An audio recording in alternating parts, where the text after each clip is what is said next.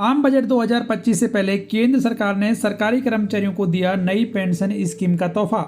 केंद्र सरकार ने केंद्रीय कर्मचारियों के लिए नेशनल पेंशन सिस्टम के तहत एक विकल्प के रूप में यूनिफाइड पेंशन स्कीम को लागू करने का फैसला किया है। इसका उद्देश्य सुनिश्चित पेमेंट और स्पेसिफिक रिटायरमेंट बेनिफिट्स कर्मचारियों को प्रदान करना है।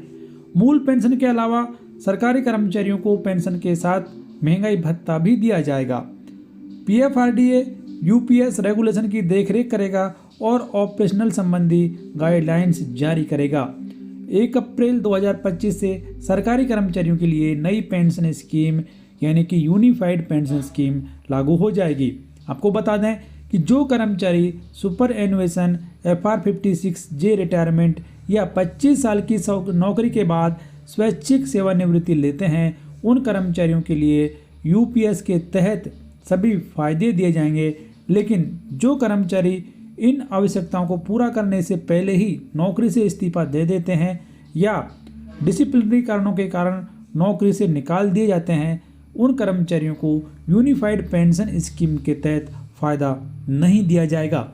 अगर कर्मचारी न्यूनतम 10 साल की सेवा पूरी करने के बाद रिटायर होते हैं तो वो अपनी रिटायरमेंट की डेट से शुरू होने वाले सुनिश्चित भुगतान के लिए पात्र होते हैं। इसके अलावा वे कर्मचारी जो कम से कम 25 वर्ष की सेवा पूरी करने के बाद स्वैच्छिक सेवानिवृत्ति लेते हैं, वो भी इस योजना के पात्र हैं। लेकिन केंद्र सरकार ने आम बजट 2025 से पहले ये बड़ा फैसला लेते हुए सरकारी कर्मचारियों के लिए नई पेंशन स्कीम, जिसे नाम दिया गया है यूनिफाइड पेंशन स्कीम, उसे लागू कर दिया है। इसका फ़ायदा ये होगा कि NPS में कवर सरकारी कर्मचारियों के पास में ये विकल्प होगा कि वो NPS में बने रहना चाहते हैं या फिर यूनिफाइड पेंशन स्कीम को अपनाना चाहते हैं। यूनिफाइड पेंशन स्कीम में सबसे बड़ा फ़ायदा कर्मचारियों के लिए ये है कि उनको रिटायरमेंट के बाद एक न्यूनतम पेंशन की गारंटी दी गई है, जो कि उनके अंतिम वेतन के 50% के बराबर,